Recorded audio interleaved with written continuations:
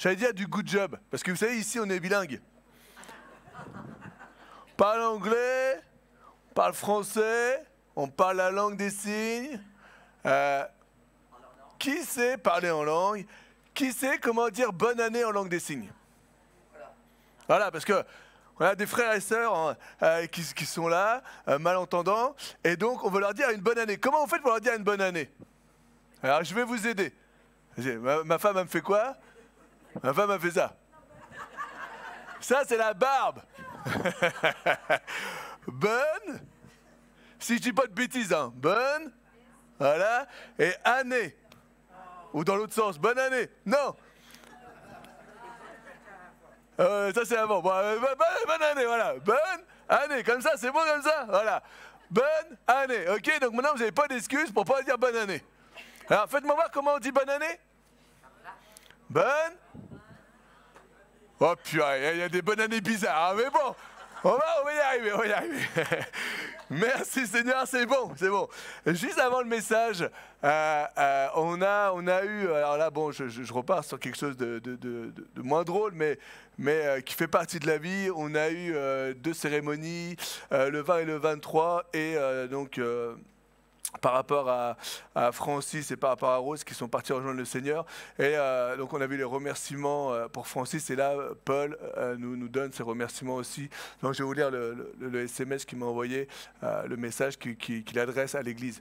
Par le présent message, notre frère Paul Touta, ses enfants et toute la famille de la défunte sœur Rose Touta tiennent sincèrement à remercier l'Église Vivre Libre. Un merci tout particulier aux pasteurs Sébastien et Manu pour leur temps et l'organisation de la cérémonie du dernier hommage au sein de l'Église. Un merci aussi à toute l'Assemblée pour les nombreux messages reçus, les prières et le soutien moral. Toute la famille Touta vous est infiniment reconnaissante de l'avoir accompagné et soutenu durant cette épreuve. Soyez bénis. Donc, merci, et on soutient encore. On soutient encore la famille Jocelyne et la famille, et on soutient encore Paul et la famille dans nos prières. Même si, et merci Jésus, Dieu nous met cet espoir de justement cette foi-là, cet espoir que Francis, Rose sont à côté de Dieu, à la droite de Dieu, à la table de Dieu, et que le jour où Dieu va nous reprendre, on sera avec eux. Et ça c'est vraiment cette espérance que le chrétien a. Et c'est cette espérance que le monde veut nous enlever, mais que le monde ne nous enlèvera pas. Moi, je crois, je suis sûr que Dieu existe. Et ça c'est mon message. C'est le message que Dieu a mis sur mon cœur, là. Si on peut avoir, à toi Catherine, voilà. La foi, mon essence, ciel. C'est bon ou c'est pas bon? Hein? C'est bon. Le titre, alors que la foi, mon essentiel, je savais sur quoi j'allais vous parler. Et je cherchais le titre, et alors que j'allais dormir, je m'apprête à dormir là, et puis je pensais au message et tout, et c'était la foi mon essentiel, et après, waouh, ça a tilté mon cœur là, la foi, mon essence, ciel. Et là je dis waouh Seigneur, t'es trop bon. Et après je me suis dit waouh, je suis bon quand même. Merci à Sohan pour cette magnifique diapo, parce que moi j'ai juste donné mon titre à Sohan. Sohan, génial, la foi mon essentiel, à toi le job. Et Sohan elle a encore tapé dans le mille, et quand elle me l'a envoyé là, j'ai vu ça, et j'ai vu ces marches, mais c'est exactement ça. Les escaliers de la vie qu'on doit gravir. La foi nous aide à gravir ces escaliers, comme les épreuves, comme les incompréhensions, les maladies, les persécutions, les injustices, toutes ces marches qui sont là une à une qu'on doit gravir pour aller où? Pour aller jusqu'à la porte où il y a Jésus. On va gravir sur cette terre tous ces escaliers. Et qu'est-ce qui nous donne? C'est l'essence qui est la foi qui nous pousse à gravir les escaliers. C'est l'essence, c'est le combustible, c'est ce qui nous donne à continuer de vivre pour Jésus et avec Jésus. Qu'est-ce qui me donne de m'accrocher à Jésus? C'est parce que j'ai la foi que je m'accroche à Jésus. Qu'est-ce qui me donne d'avancer? C'est la foi qui vient du ciel, c'est la foi que Dieu met dans mon cœur qui me donne d'avancer. Quand sur la terre, je réalise que mon combat est spirituel, quand sur la terre, je réalise qu'à un moment, je ne peux plus avancer, je me bats de mes propres forces et j'arrive plus à avancer, j'arrive plus à faire un pas. alors mon essence, je la trouve ailleurs. Je la trouve dans le ciel, je vais vers mon Sauveur. Parce que vous savez, souvent la nature humaine nous donne d'essayer par nous-mêmes de réussir, de combattre. On essaye, et à qui c'est pas arrivé? Moi, ça m'est arrivé de nombreuses fois, où j'essaye, j'ai une situation, j'essaye par mes propres forces, même si je prie, mais j'essaye par mes propres forces, parce que des fois, j'ai l'impression que la réponse est trop longue. Bien entendu, Manu a du mal à être patient. Après, je pense que je ne suis pas le seul. Et donc, j'essaie par mes propres forces. Et alors que j'essaie par mes propres forces, vous savez ce qui se passe? Je m'épuise, je continue, je m'épuise, je continue, j'en peux plus, je continue. À un moment, je me dis, Manu, tu ne peux plus continuer, je m'arrête. Mais j'ai tout fait pour continuer. Et là, je dis, Seigneur, waouh, Seigneur, voire même je pleure devant Dieu, devant la situation, parce que bien souvent, je vais plutôt la compliquer que de la laisser à Dieu dès le début, là. Je vais faire des choix qui ne sont pas les bons choix parce que je vais vouloir le faire par moi-même, ce qui fait que derrière, j'ai peut-être même empiré, et après je me dis, mais pourquoi j'ai fait ça? Il y a tellement de situations où on veut la résoudre, et c'est normal, mais apprenons à laisser à Dieu dès le début. Dès le début, et c'est difficile. Et quand j'en peux plus là, je sais que mon essence, elle vient du ciel. J'ai besoin, Saint-Esprit, que ce soit toi qui vienne et qui touche mon cœur. Alors que même le doute peut venir. Je me rappelle, je vous donnais un témoignage, là je me rappelle, c'est au début de ma conversion. Un témoignage que plusieurs ont entendu déjà, mais on avait Alexis qui était tout petit là. Et Alexis avait des problèmes, aujourd'hui ça va beaucoup mieux, avait des problèmes de constipation aujourd'hui, je peux vous dire qu'il va beaucoup mieux.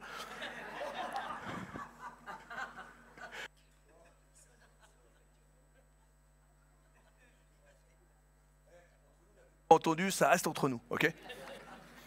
Donc il va beaucoup mieux, mais je me souviens un dimanche matin, on était dans la cuisine, je ne sais pas si ma femme s'en rappelle encore, on était dans la cuisine tous les deux, et là on voit Alexis, tout petit là, tout petit, qui était là et qui essayait de faire, il avait encore les couches pour vous dire, et petit père, il n'en pouvait plus, il était tout rouge, une tomate.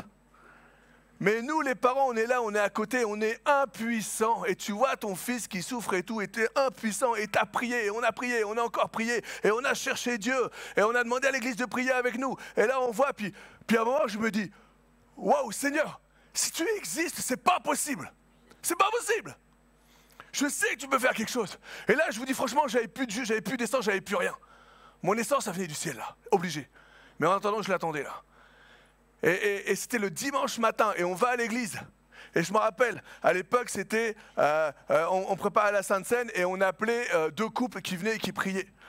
Et là j'étais là, et il y avait la louange et tout, et j'en pouvais plus, je déversais mon cœur à Dieu, j'avais plus de combustible, j'avais plus rien pour avancer là. Et même, je mettais presque la foi en doute.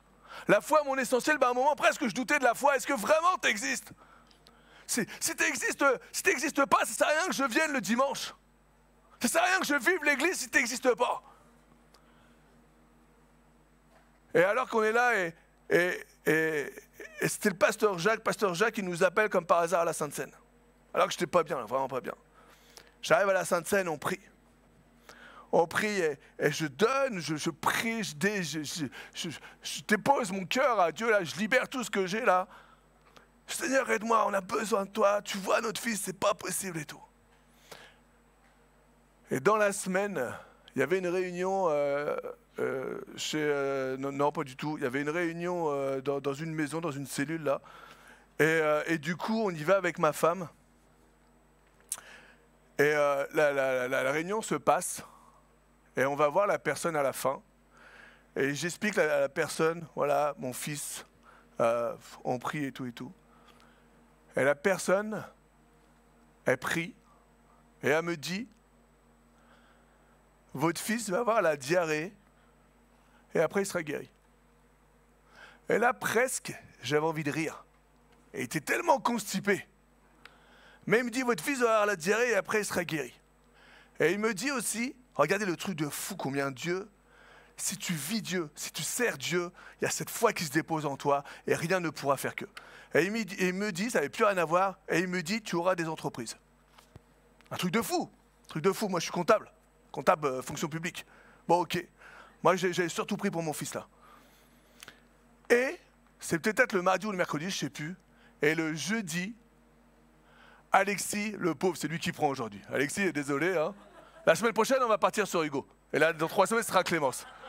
Alexis, il nous fait un espèce de pain foireux. Tout le monde connaît ce petit pain foireux. Un petit pain liquide. Et là, je dis, ouais, c'est pas possible. Qu'est-ce qu'il a fait? On me dit, pain liquide. Et là, presque on était contents, presque c'était la fête à la maison, là. On n'avait plus d'essence, on n'avait plus rien, j'avais presque plus de foi. J'avais plus rien. Et là, Dieu, bam, fait ça. Et je vous assure, vous savez ce qui s'est passé derrière? Alexis était guéri. La foi, mon essence, ciel. C'était la foi. Et 20 ans après, regardez, la folie de Dieu. 20 ans après, je crée une entreprise avec Seb. Un truc incroyable. Bon, on l'a fermé. Mais on l'a créé! On l'a créé! Et peut-être qu'il y en aura d'autres. Mais c'est fou, j'avais eu une parole 20 ans avant. Mais ça, c'est l'amour de Dieu pour vos vies. C'est pour ma vie, mais c'est pour vos vies. Dieu vous aime, vous êtes une perle à ses yeux. Vous êtes la prunelle de ses yeux. Vous êtes important. Pourquoi est-ce que le diable s'acharne contre vous? Parce que vous êtes les bien-aimés de Jésus. Votre âme est importante. Et prenons ce matin la foi, mon essentiel. Oui, il y a des escaliers. Oui, il y a des marches. Oui, je peux vous dire, hier, on a fait sport avec ma fille, avec mon grand et ma fille, là. Mon petit dernier s'est débiné. Et on a fait, parce que tu vois, on voit ces escaliers, c'est génial. Hein. Mais je peux te dire que quand on a fait séance jambes, et là on l'a pas fait, mais sinon il y a une machine, c'est les escaliers là. Quand tu marches pendant 10 minutes les escaliers ou un quart d'heure, à la fin tu n'en peux plus là. D'accord? Et nous, on doit marcher, on doit continuer le combat jusqu'au bout. On va voir ça dans la parole de Dieu. C'est important. Il y a des moments où tu vas être fatigué.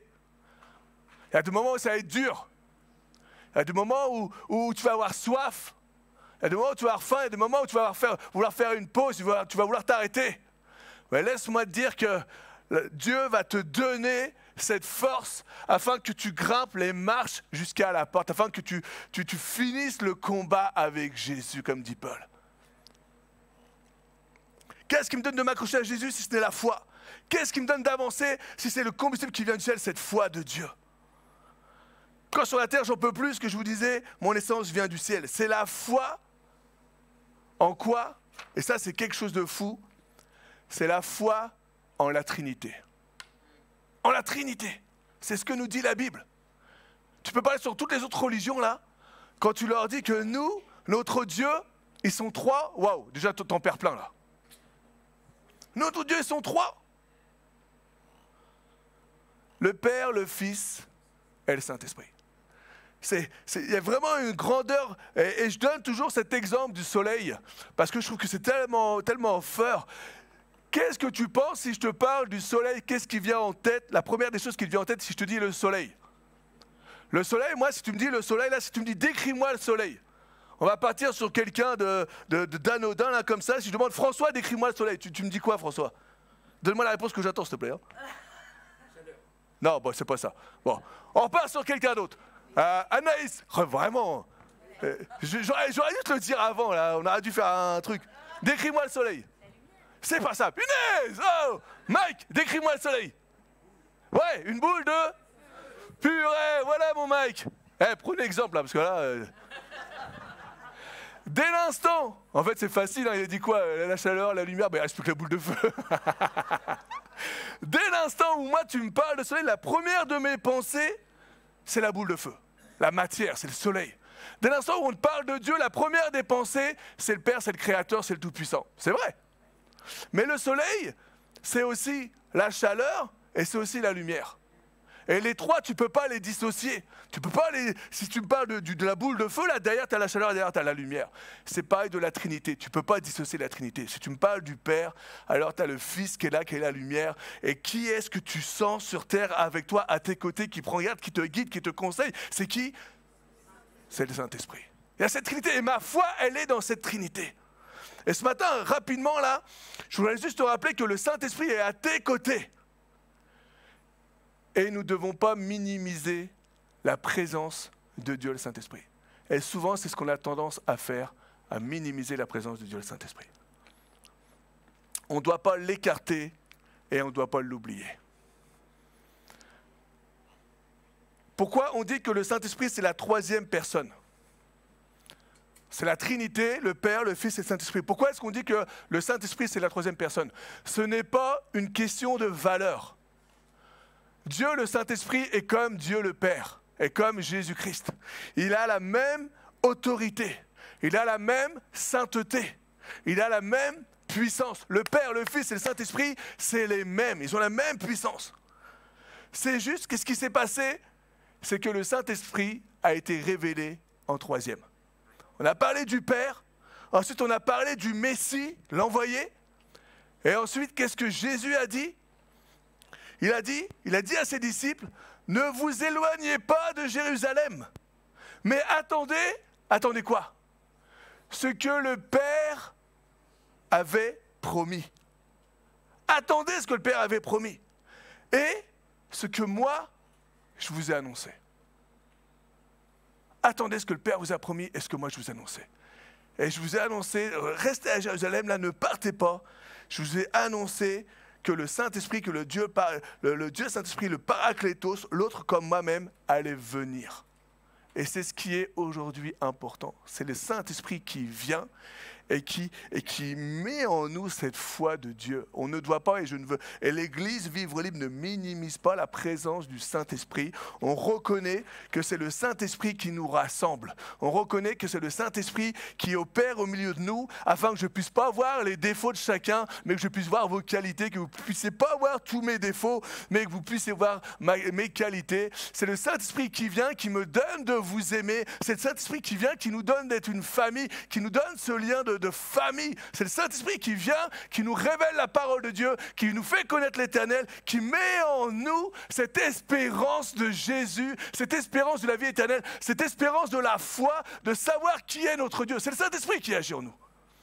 Et on a besoin de lui. On a besoin de lui. Alors ce matin, Saint-Esprit, merci. Merci pour toute la famille qui est là, tous ceux qui nous regardent, tous ceux qui n'ont pas pu venir. Seigneur, on veut te glorifier. Merci de révéler ta parole et surtout de la faire vivre en nous. Parce que c'est bien qu'on écoute, qu'on entende la parole de Dieu, mais c'est beaucoup mieux, et c'est même ce qu'il faut, c'est qu'on puisse la faire vivre. Je prie que la parole de Dieu, que tu puisses l'entendre, mais que derrière tu puisses la pratiquer. C'est tellement fort, c'est tellement beau un chrétien qui vit pour Dieu et pour la parole et avec la parole de Dieu. Ouvre notre esprit et ouvre notre cœur. On a besoin de toi. Premier verset qu'on va prendre, c'est Hébreux 11, versets 5-6. On va commencer direct dans le vif du sujet là. Parce que le troisième mot, c'est quoi? Le quatrième. C'est la foi. C'est par la foi qu'Enoch fut enlevé pour qu'il ne vit point la mort. Déjà, ça c'est fort. Et qu'il ne parut plus parce que Dieu l'avait enlevé. Car avant son enlèvement, il avait reçu le témoignage. C'est comme si qu'il avait reçu divinement là. Ou alors quelqu'un est venu lui dire, comme si le Saint-Esprit avait parlé à quelqu'un pour lui dire, il a reçu le témoignage qu'il était agréable à Dieu. Waouh, ça déjà c'est puissant. Or, sans la foi, il est impossible d'être agréable à Dieu. Car il faut que celui qui s'approche de Dieu croit que Dieu existe. Ça, c'est nos vies, ça. Croit que la Trinité existe. Et regardez ce qui est beau derrière, et qu'il est le rémunérateur de ceux qu'il cherche. C'est tellement fort.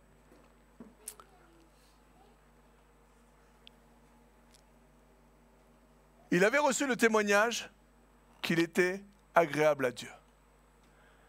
Et vous savez, cette portion-là, ça doit être l'objectif de tout chrétien. ton objectif doit être d'être un enfant qui est agréable à Dieu. C'est vraiment mon objectif, c'est ce que je veux aujourd'hui. Seigneur, le but de ma vie, c'est de t'être agréable. Le but de ma vie, c'est que tu prennes plaisir quand tu regardes ma vie. C'est que tu, comme pour Job, et Dieu est fier de Job. Alors bien sûr, le malin est venu pour le tenter, pour dire, ouais, mais regarde, t'es fier, mais si tu enlèves ça. Mais qu'est-ce que Dieu a dit à Satan là? Non, il restera intègre. Et aujourd'hui, je prie que Dieu mette dans notre cœurs ce désir d'être agréable à Dieu. De ne pas éloigner son esprit, mais bien au contraire, de vouloir attirer l'Esprit Saint et de vouloir vivre avec le Dieu de l'Esprit Saint, le Dieu Esprit Saint. Éphésiens 4, verset 30. Éphésiens 4, verset 30. Alors, je ne sais pas si je l'ai mis, mais normalement, je crois que je l'ai mis. Je ne l'ai pas mis, donc c'est de ma faute. Je vous ai dit quoi? On regarde d'abord les qualités avant de regarder les défauts. Donc, c'est possible que je ne l'ai pas mis, parce que je crois que je l'ai rajouté à la fin, celui-là. Éphésiens 4, verset 30. N'attristez pas le Saint-Esprit. Ça veut dire quoi, ça? Ça veut dire qu'il est possible de quoi? De l'attrister. N'attristez pas le Saint-Esprit. N'éloignez pas le Saint-Esprit. Par lequel vous avez été scellés. Et scellé, c'est quoi? C'est marqué d'un sceau. Ça veut dire quoi? C'est le Saint-Esprit qui te marque, qui marque ton âme du sang de Jésus. C'est le Saint-Esprit qui fait que tu appartiens à Dieu. Par lequel vous avez été scellés. Pourquoi? Pour le jour, alors là c'est pas marqué du coup, c'est pour le jour de... Ouais, c'est ça. Le jour de la rédemption. Le jour du rachat, le jour de votre délivrance, le jour où tu vas te présenter devant Jésus, où tu as cette marque qui est là parce que tu es scellé. Tu es scellé, il y a l'Esprit Saint qui te scelle en lui, tu as la marque de l'agneau, tu as la marque de Jésus, tu as la marque du sang de l'agneau sur ta vie. Et pas simplement pour le jour où tu seras devant Jésus, pas simplement pour ce jour-là. Pour toutes les fois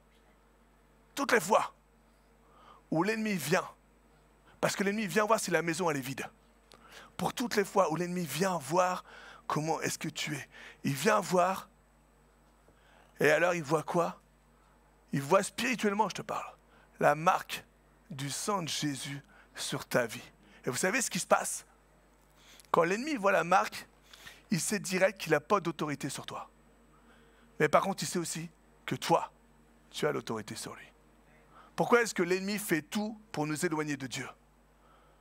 Parce qu'aujourd'hui, tu as la capacité, tu as la puissance, parce que Jésus est en toi, le Saint-Esprit est en toi, de contrecarrer tous les pièges de l'ennemi, de le chasser. Tu as cette autorité que Dieu te donne. Parce que tu as la marque du sang de l'agneau sur ta vie. Tu as l'empreinte, tu es scellé par le Saint-Esprit. Ne minimisons pas, que personne m'aide surtout, ne minimisons pas l'Esprit de Dieu dans nos vies.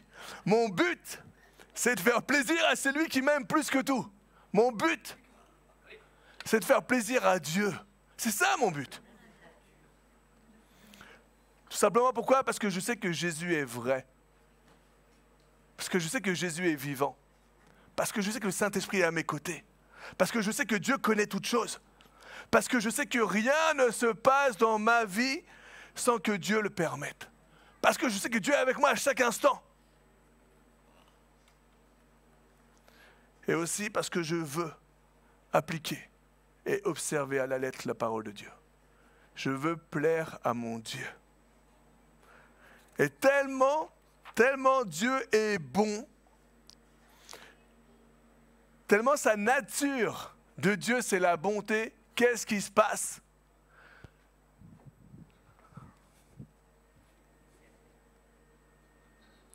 Dieu est le rémunérateur.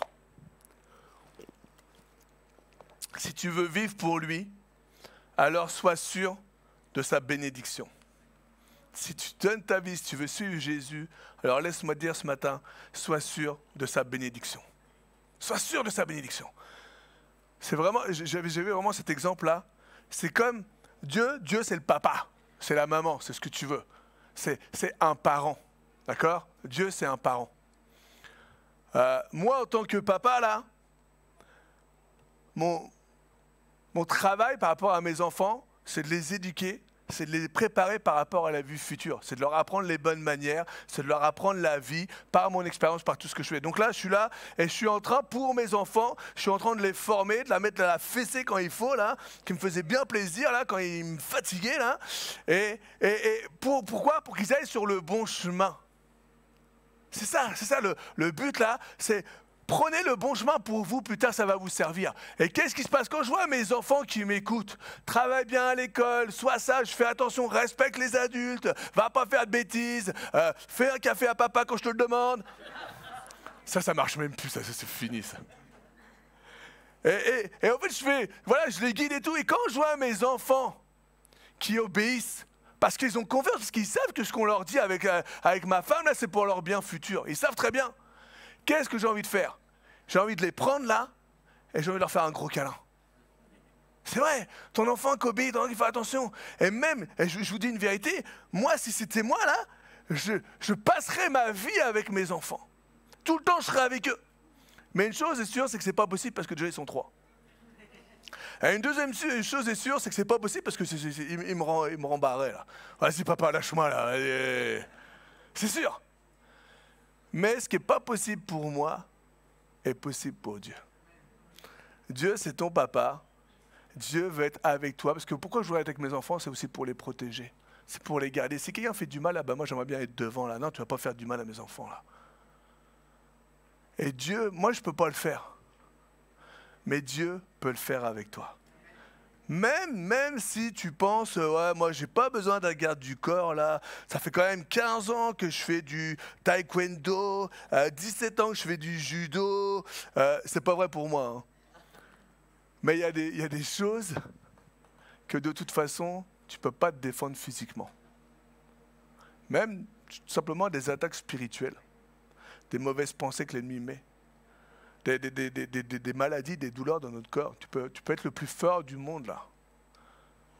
Mais Dieu veut être avec toi. Comme toi qui es papa ou maman, qui est parent, ou tu peux deviner, tu as envie d'être avec ton enfant et tu as envie de le protéger. De le prendre sous tes ailes. Alors évidemment, à 24 ans, 21 ans, 18 ans, ils ne veulent plus que je les prenne sous mes ailes. Mais j'aurais bien envie de les prendre sous mes ailes. On a un Dieu qui est merveilleux et incroyablement bon. Parce que vous savez ce qu'il nous dit? Si vous, méchants comme vous êtes, vous voulez de bonnes choses pour vos enfants, à combien plus forte raison, moi l'Éternel, je veux des bonnes choses pour vos enfants. Je veux vous bénir. Et ça, c'est la grâce et l'amour d'un Dieu, malgré nos défauts, malgré nos imperfections, malgré des fois nos infidélités, malgré nos manquements. Dieu veut nous prendre dans ses bras. Dieu veut nous chérir, Dieu veut nous bénir, Dieu veut nous faire des gros boujous là. Dieu veut t'attraper là. Juste avant Hébreux 11. Juste avant ce verset-là, avant Hébreux 11, on va retourner à Hébreux 10, versets 35 à 39. Des fois, c'est bon d'aller voir un petit peu les versets un petit peu devant, là. Et je vais vous donner une vérité ce matin qui... Alors, on n'aime pas trop, mais pourtant, c'est une vérité. Et je l'ai donné, celui-ci, Hébreux 10, là, parce que j'en ai oublié, mais pas tous. Hein. 35 à 39. N'abandonnez donc pas votre assurance, à laquelle est attachée une grande rémunération. Encore une fois, Dieu nous rappelle. N'abandonne pas Jésus là. N'abandonne pas ton salut. N'abandonne pas ta foi en Jésus. À laquelle est attachée quoi? Une grande rémunération. Si Dieu n'est pas un rémunérateur, je ne vois pas là. Car vous avez besoin, et c'est là où ça fait mal, de persévérance. Si tu veux gravir les marches, est-ce qu'au bout de la 3e marche, là, si tu arrêtes, est-ce que tu vas aller jusqu'à la porte? Là, je ne te parle pas d'être sportif, je te parle de spirituel. Là. Afin qu'après avoir accompli la volonté de Dieu, vous obteniez quoi? Donc tu fais la volonté de Dieu, tu vis pour Dieu, tu vis pour plaire à Dieu, tu obtiens ce qui vous est promis. Qu'est-ce qui t'est promis? Ce que Dieu te promet là, c'est la vie éternelle, on est d'accord? C'est la vie après la mort, on est d'accord? Mais pas seulement. Dieu parle aussi pour aujourd'hui. Dieu te promet aussi la vie et la vie en abondance. Moi, je suis venu pour vous donner la vie et la vie en abondance. Dieu est un Dieu de rémunérateur, de rémunération. Dieu est un Dieu d'abondance, de bénédiction. Maintenant, qu'est-ce que tu fais? Est-ce que tu persévères? Est-ce que tu essayes d'accomplir la volonté de Dieu ou est-ce que tu essayes d'accomplir la volonté de Manu? Tu peux mettre ton prénom, hein. La volonté de ton prénom, qu'est-ce que tu veux faire? Si tu ne veux pas vivre pour Dieu, ne va pas te plaindre. Dieu te dit, n'abandonne pas ton assurance, vis pour moi, accomplis la volonté de Dieu. Celui qui perd sa vie sur cette terre la gagnera. C'est ce que Dieu nous dit dans sa parole. Vous avez besoin de persévérance afin qu'après avoir accompli la volonté de Dieu, vous obteniez ce qui est promis, ce qui vous est promis. Encore un peu de temps, celui qui doit venir viendra et il ne tardera pas. Verset 38. Ah, ce n'est pas marqué. Et mon juste. Et là, mon juste. Est-ce que je suis juste? Mon juste, c'est celui qui vit pour Jésus. Mon juste, c'est celui qui est justifié par le sang de l'agneau de Dieu. C'est celui qui a été scellé par l'Esprit Saint, celui qui a la marque. C'est pas dans la vie là, on a du mal à être juste. Vrai ou pas vrai? Ne serait-ce pour ta famille. Je prie et j'essaie de faire en sorte que même dans l'église, je ne favorise pas ma famille. Le but, ce n'est pas de favoriser sa famille, le but, c'est d'être juste devant Dieu. Donc juste, et là il dit le juste, mais on est bien d'accord, c'est celui qui est justifié par Jésus. C'est celui qui a accepté Jésus comme Seigneur et comme Sauveur. Celui qui a été marqué par l'Esprit Saint. Mon juste vivra par la foi. Mais, et regardez là, waouh, tout est dans le mais. Mais, s'il se retire,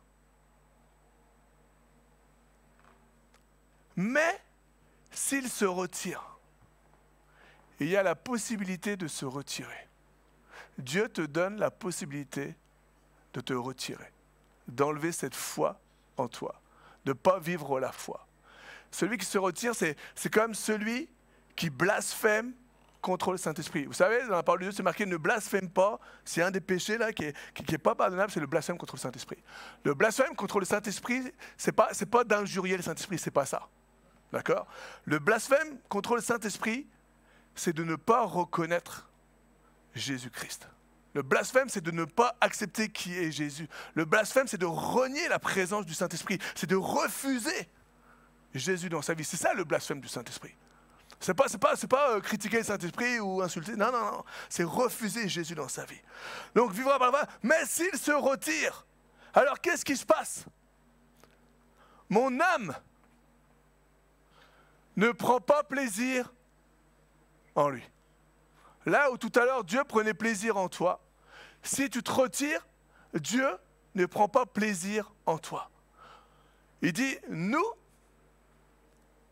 ne sommes pas de ceux qui se retirent, c'est l'auteur de l'Épître aux Hébreux qui dit ça, pour se perdre. Parce que si tu te retires, qu'est-ce qui se passe?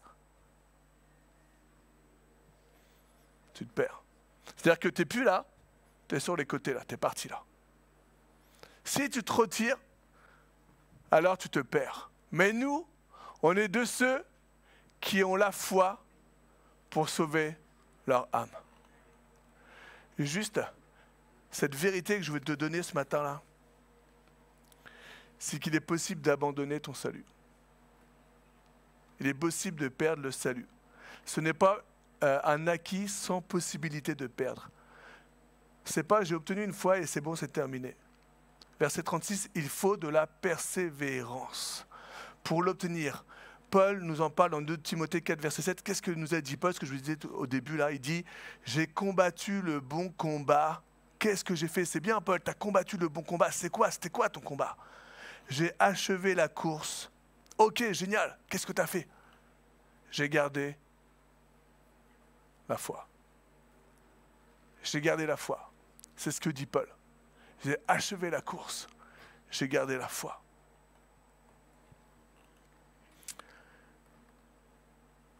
Et là, on peut se dire, ouais, mais c'est génial, Paul, tu as eu une belle vie. Tu as gardé la foi, mais moi aussi, quand tout va bien, je garde la foi, hein, sans problème. Hein. Juste, Paul a été rejeté. Paul a été battu presque à mort. Paul a été rogné. Paul a été, il a vécu des injustices. Paul a été battu. Paul a été en prison. Est-ce que juste tu peux réaliser ça là? Juste, je te parle juste de la prison. Tout le monde a vu un peu la vie en prison là, ce que c'est. Paul était en prison, pourquoi? Pas parce qu'il avait volé, pas parce qu'il avait tué, non. Parce qu'il a annoncé Jésus-Christ. Waouh! Et il termine, j'ai achevé la course, j'ai gardé la foi.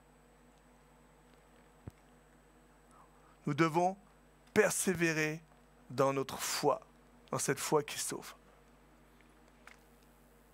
Je reviens à Hébreux 10, verset 37.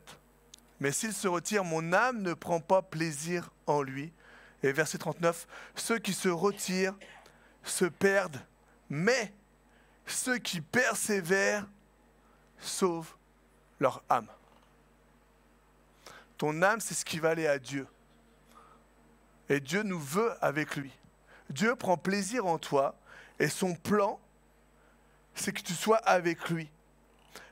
Mercredi, j'ai entendu une prière et la prière, c'était marqué « Tu n'as pas voulu les cieux sans nous ». Quelqu'un a dit dans sa prière « Tu n'as pas voulu les cieux sans nous ». C'est complètement vrai. Dieu ne veut pas les cieux sans toi.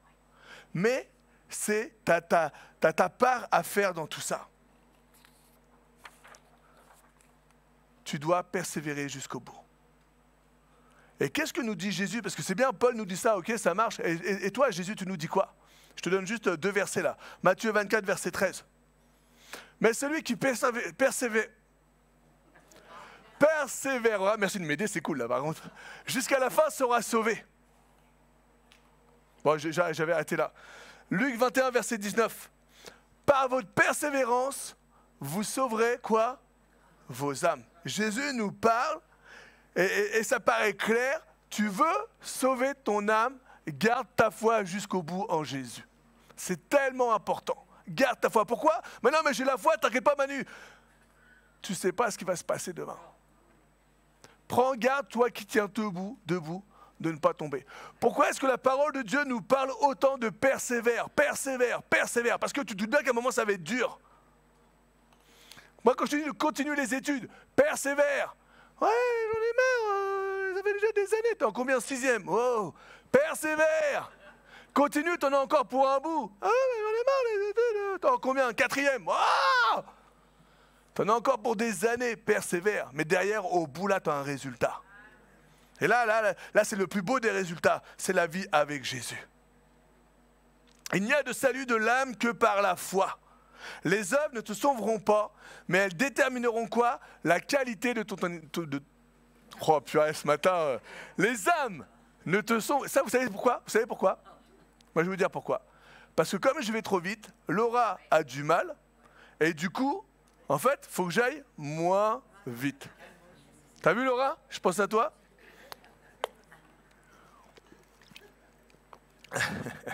Les œuvres ne te sauveront pas, mais elles détermineront la qualité de ton éternité. Éphésiens 2, versets 8 à 10. Car c'est par la grâce que vous êtes sauvés par le moyen de la foi. Et cela ne vient pas de vous, c'est le don de Dieu. C'est Dieu, c'est la grâce, tes œuvres font rien. Ce n'est point par les œuvres. Pourquoi? Parce que Dieu connaît le cœur de l'homme, afin que personne ne se glorifie. Car nous sommes son ouvrage. Ah ouais, ok, d'accord, ça marche. Donc, ce n'est pas par mes œuvres, mais en tout cas, je sais que j'ai cette foi que Dieu a mis dans mon cœur, je crois en la Trinité. Et donc, qu'est-ce que me dit Dieu là? Car nous sommes son ouvrage, ok, ça marche, ayant été créés en Jésus. Ouais, super, ok. Pourquoi? Pour de bonnes œuvres. Que Dieu a préparées d'avance afin que nous les pratiquions. C'est-à-dire que tu dois faire des bonnes œuvres. Ce n'est pas les bonnes œuvres qui vont te sauver, mais tu dois faire des bonnes œuvres. C'est important. La foi est accompagnée des œuvres. C'est ce qui va aussi prouver l'existence. C'est à travers les œuvres, c'est la foi. Quand tu as la foi en Dieu, quand Dieu est en toi, tu ne peux pas faire pas d'œuvres. Ce n'est pas possible. Dieu te pousse à faire des œuvres. Pourquoi? Parce que ta vie a changé. Tes désirs ont changé. Parce qu'en Jésus, tu es une nouvelle créature. Dieu te pousse. Tu ne peux pas rester comme tu étais. Et Jacques nous le dit bien, Jacques 2, verset 17. Il en est ainsi de la foi. Si elle n'a pas les œuvres, elle est morte en elle-même. J'ai peut-être pas dû donner non plus cette diapo. Jacques 2, verset 26. Comme le corps sans âme et meurt, on est d'accord? De même, la foi sans les œuvres est morte. La foi sans les œuvres, vous savez ce que ça révèle? Ça révèle une vie qui n'a jamais été transformée. Ouais, c'est dur ça. Hein? La foi sans les œuvres, ça révèle une vie qui n'a jamais été transformée. Parce que quand Dieu vient, quand Dieu te touche, alors automatiquement, tu agis pour l'œuvre de Christ. Pose-toi des questions ce matin si tu sens que tu n'œuvres pas là, si tu sens qu'il y a quelque chose qui ne va pas.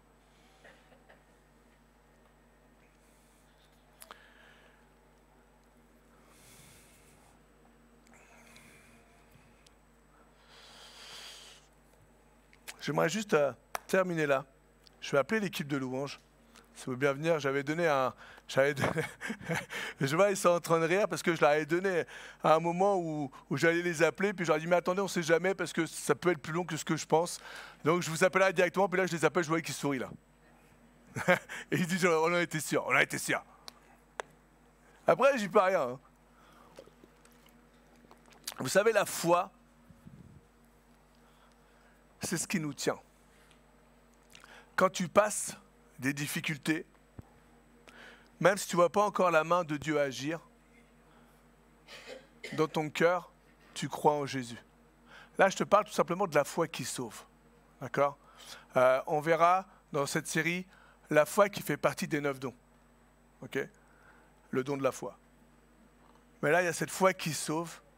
Et en fait, quand le pire arrive dans ta vie, quand même on t'annonce quelque chose de grave,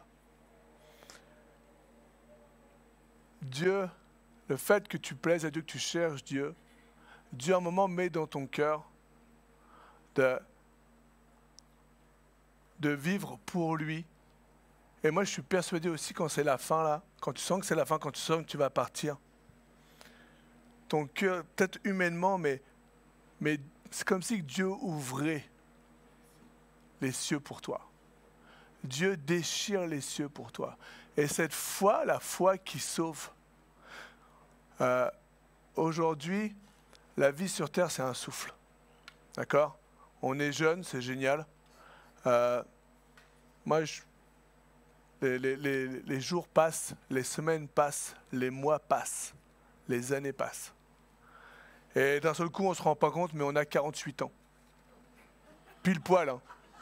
Hasard. On a 48 ans. Et tu sais quoi? Tu ne sais pas ce qui peut t'arriver demain. Tu peux avoir 21 ans, tu ne sais pas ce qui va t'arriver demain. Tu peux avoir 98 ans, tu ne sais pas ce qui va t'arriver demain. Et la foi qui sauve, c'est cette foi que je reconnais Dieu comme Seigneur et Sauveur. Et Père, je ne veux pas perdre de temps. Seigneur, je veux être agréable. Seigneur, je désire que tu viennes et que tu touches mon cœur. Quand tu as la foi qui sauve en toi, quand tu as cette foi en toi de la Trinité, de savoir que Jésus est Seigneur et Sauveur, alors tu en as marre, tu ne veux pas perdre du temps à gauche, à droite avec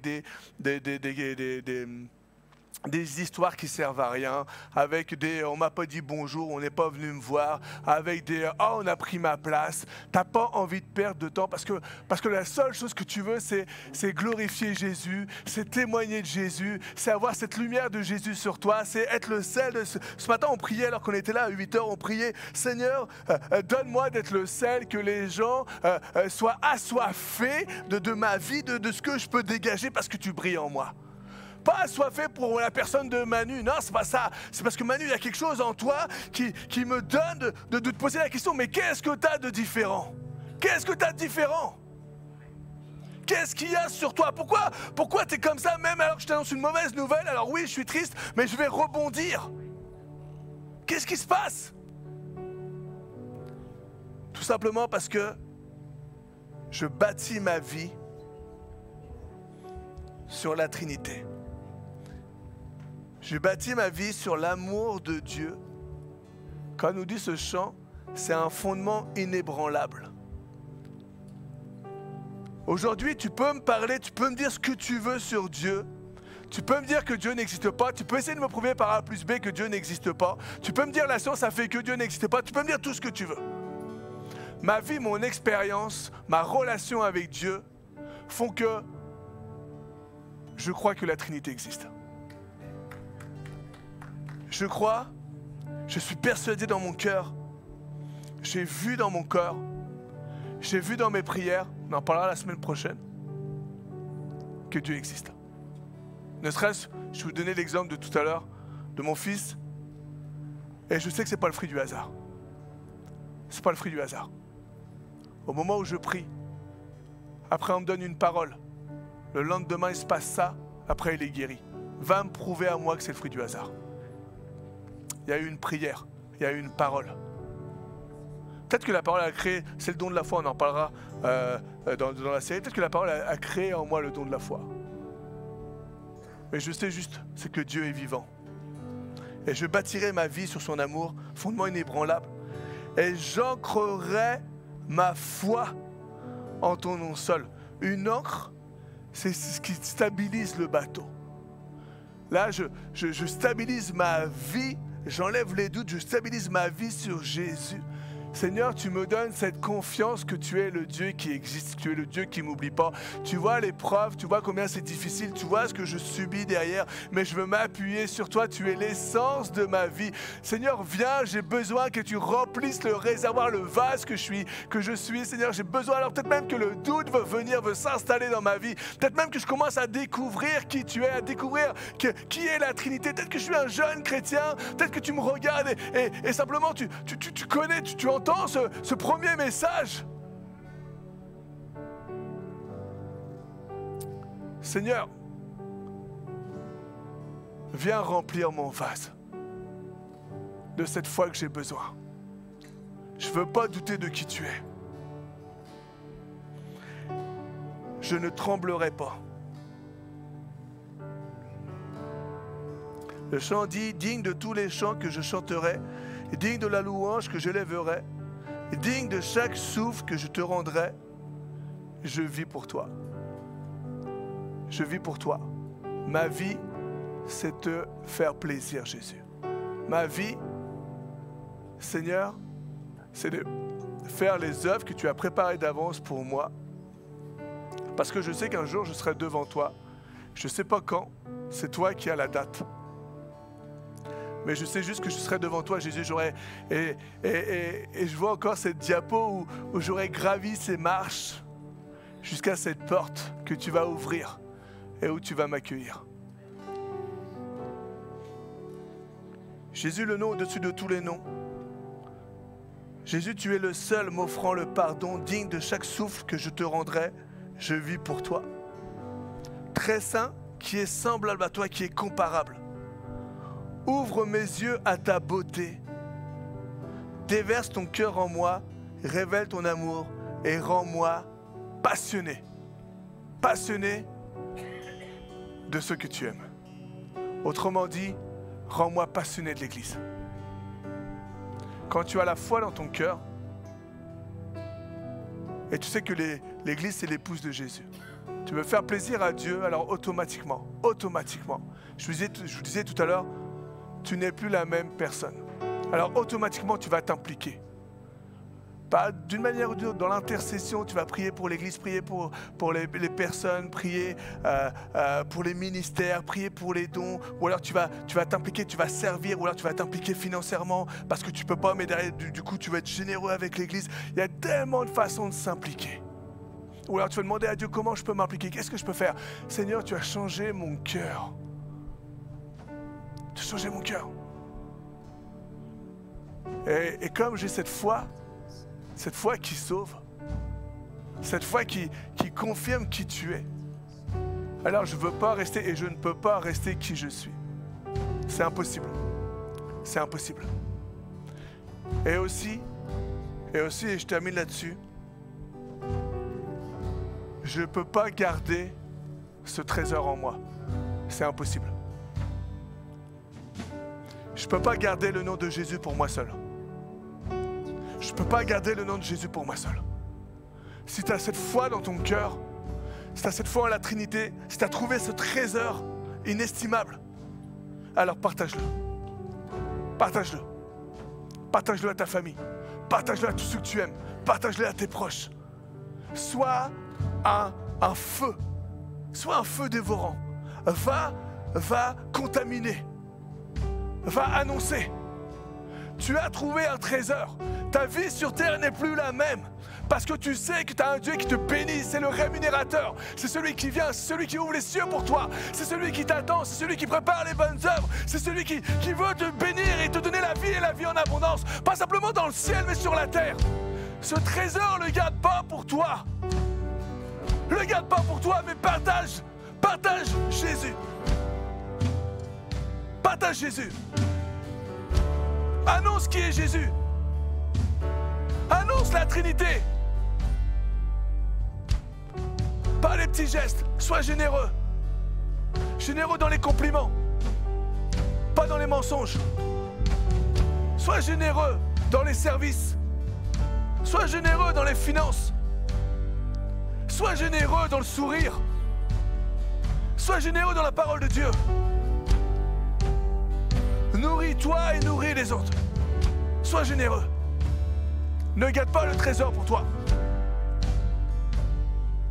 Merci Saint-Esprit. Ce matin, Seigneur, on se rappelle tout simplement qu'il est possible de perdre notre âme. Il est possible de perdre notre éternité. Tu nous l'as rappelé, tu nous l'as dit.